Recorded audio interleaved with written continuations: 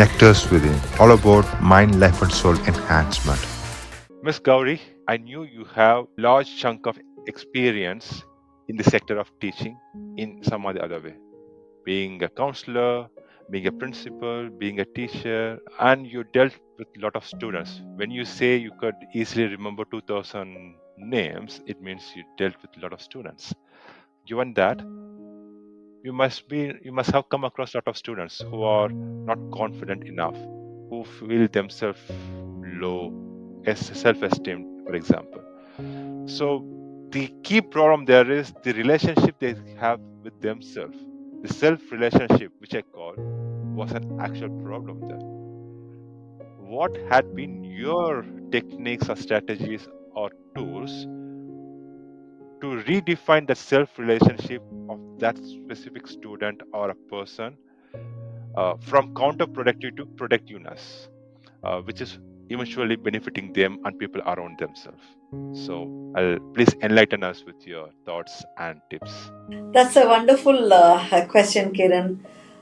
With my experience of around 34 years in the field of education and being the principal for around 23 years in an institution, I had never been a principal, though being a principal.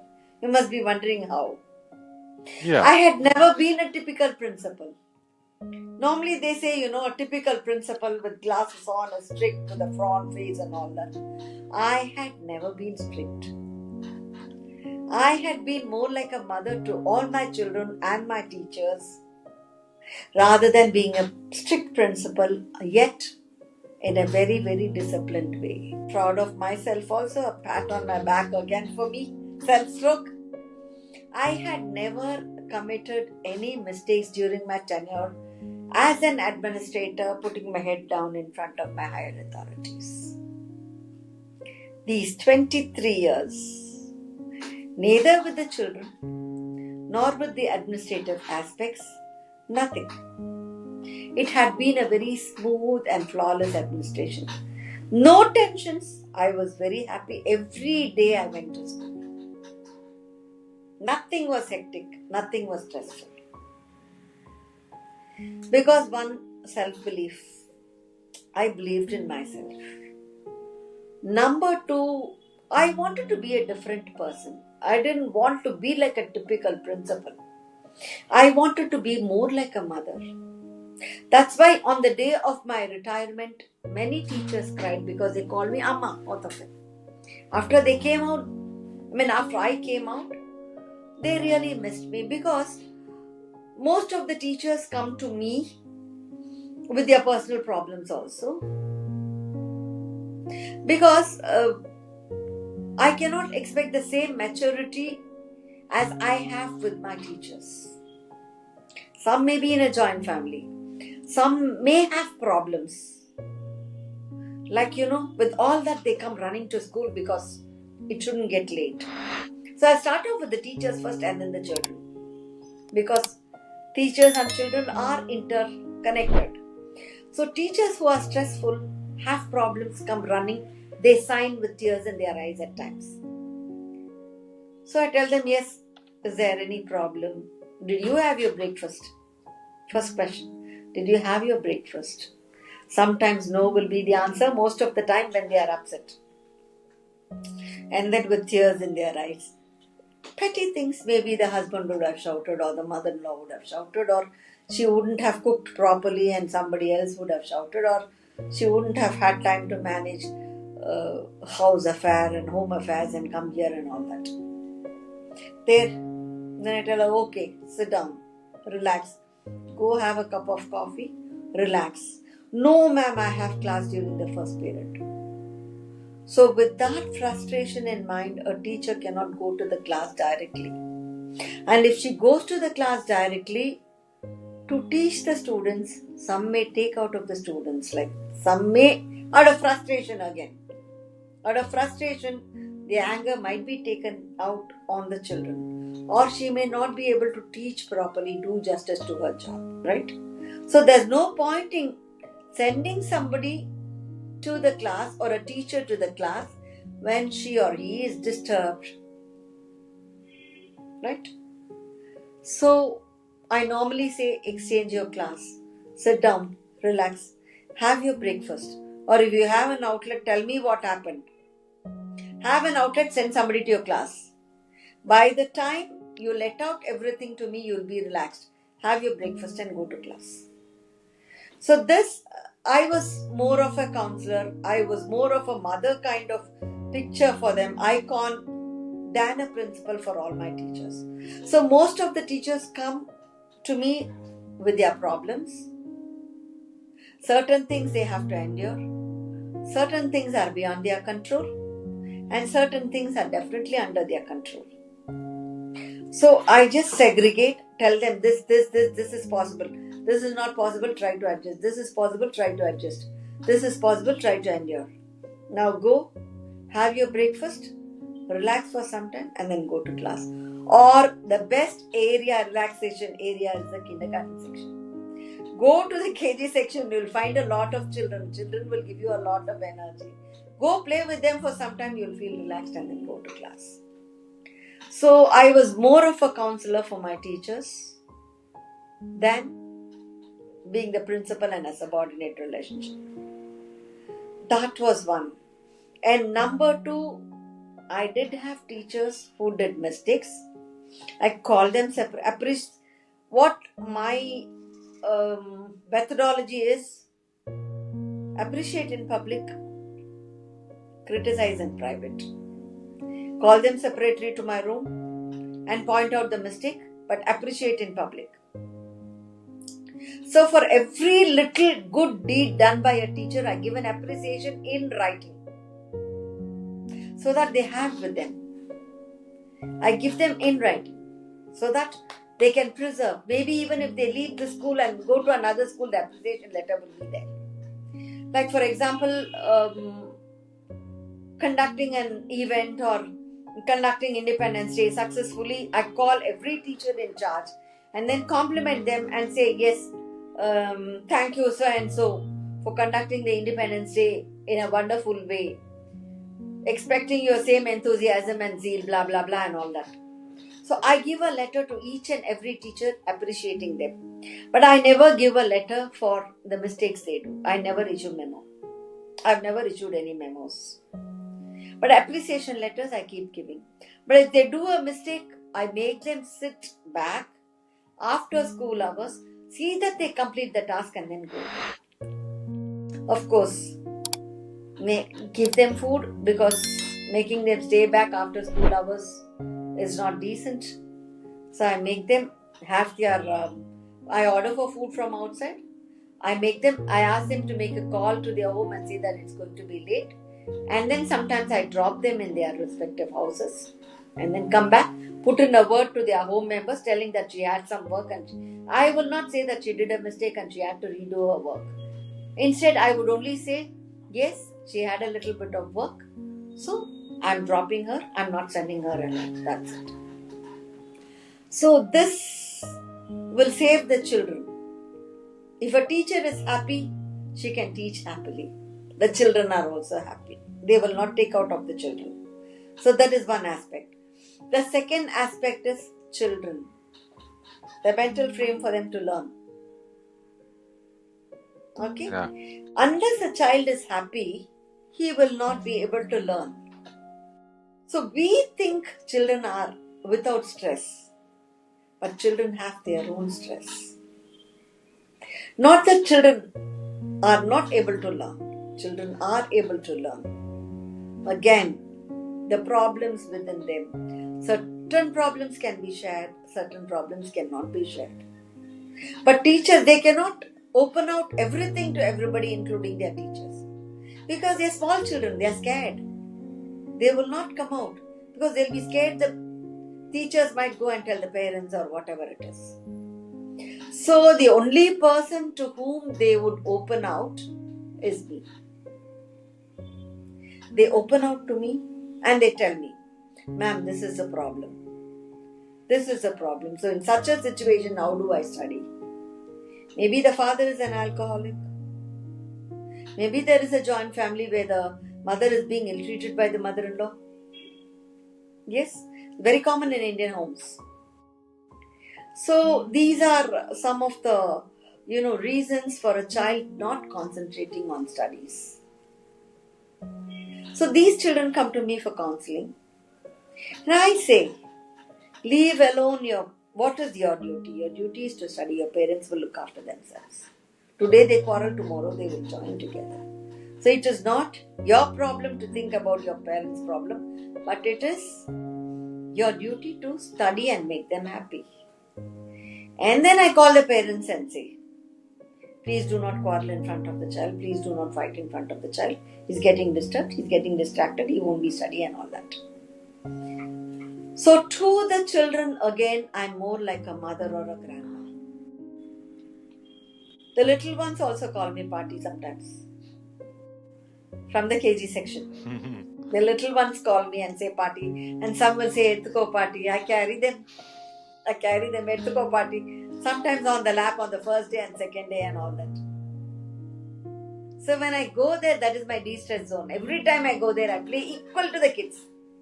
We keep running. Literally running.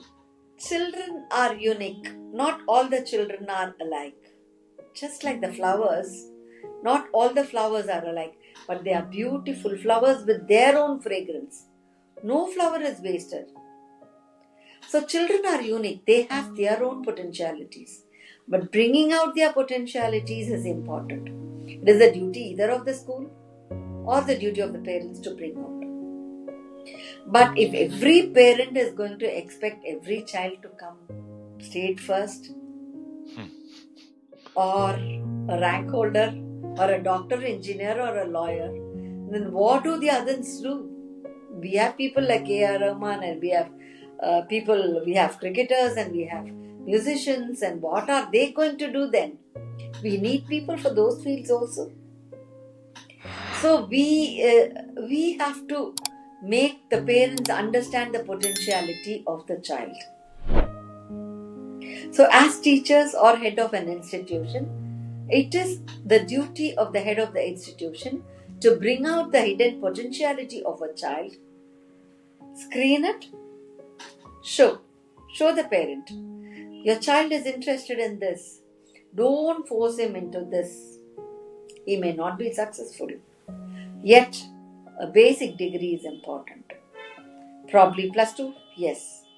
But don't force him into something else, which is not his cup of tea. Money is secondary. Passion is important. You need money and your passion. Passion and money should go hand in hand. So that is where everything lays. The son is good at sports, please put him in sports. He may come up very well in sports rather than academics. One who is a good athlete may not be very good in academics. So please don't force him to go to engineering or medicine. He may not. Or for your sake he will do, and automatically he'll come back to this. Right? True. So this is what I would tell the parents. And dealing with the children, yes, assessing every child class-wise is very important. And that's what I have been doing. Every class, not mark-wise, but sitting with the child to find out what exactly is running behind in the child's mind. What exactly the problem is, or whether the child is really incapable of studying.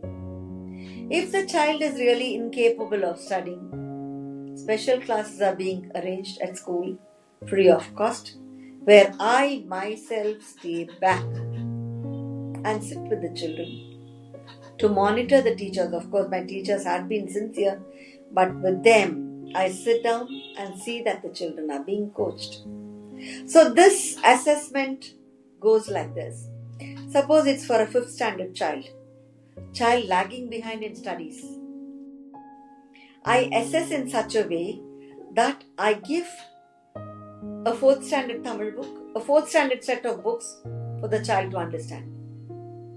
If the child is not okay, again 3rd standard books to understand or 2nd standard. There again will be a variation. Maybe in Tamil the child is good in 4th standard. In mathematics he may be good in 3rd standard level.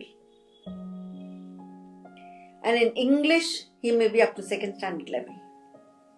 Right? So what I would do is make these children stay back, coach up 2nd standard level, go to 3rd standard level, and then bring him back again to 4th standard level. Then again from 3rd standard, push on to 4th standard. When he is with the 4th standard level, push him to 5th standard when he is ready for 5th standard. But the child would not be detained. The child will go to the next class. Because if the child is detained, again there's an inferiority complex and the child will not like to study. Right? He will hate studying or hate coming to school. So he will be pushed to the next class where he will be assessed at every level. Likewise, the question papers also will be pertaining to his level only. So though he is in 5th standard, his 4th standard level mathematics question paper will be given. His 3rd standard level Tamil question paper will be given. His 2nd standard English paper will be given. So that the child has a confidence that he has passed in all the subject just as the others.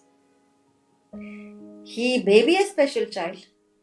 He may be a slow bloomer. But the child will not be told that he is a slow bloomer because that will develop a complex in him.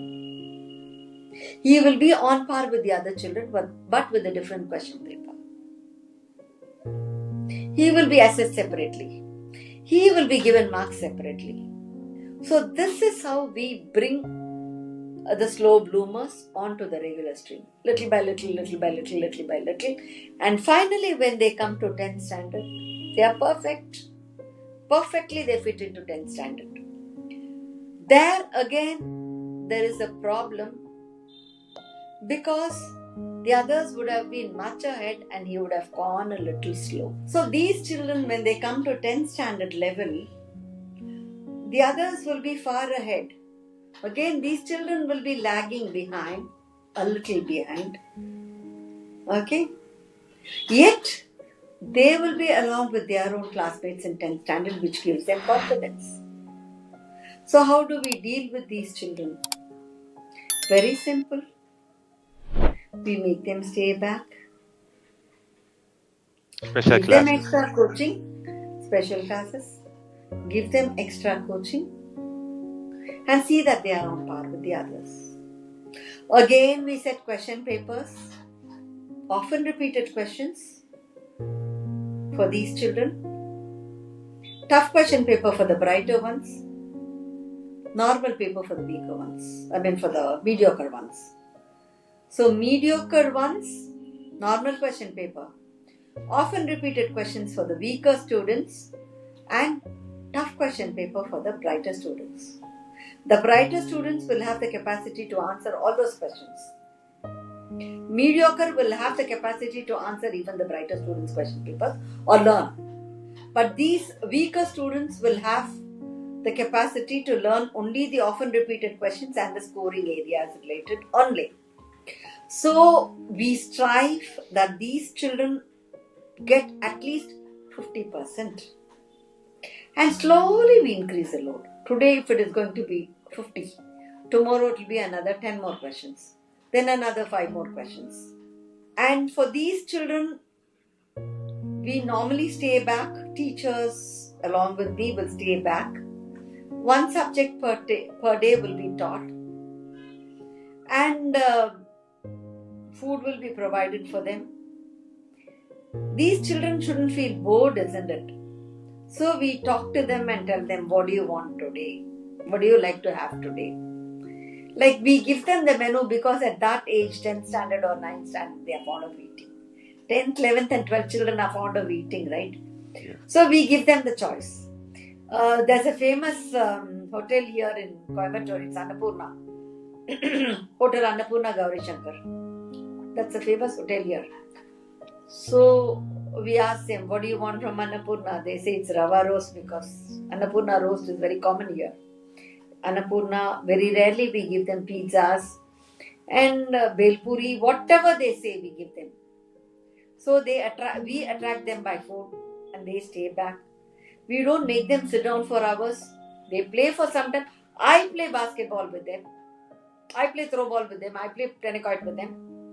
We play for some time, come back, have something to eat and study. Sometimes, the situation is such that I may not be in a position to stay back at school, say up to 6:30 or 7 because I am at school at 7:30. So on such days, I used to call those children home because I have my commitment here, domestic commitments on certain days.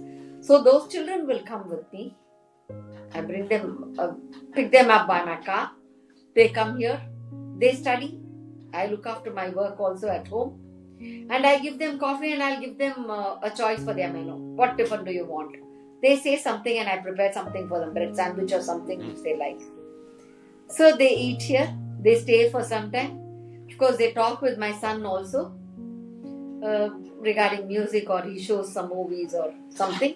And then they get back, they study, and I take pains to see that they are dropped individually in their respective homes. Dear listeners, I strongly believe that this episode must have resonated with you. Lots and lots of takeaways from this episode. What is that one thing which was so inspiring you from this episode?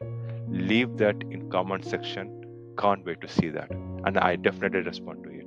With that note, thank you, Tadde, Namaste, and Vanakkam.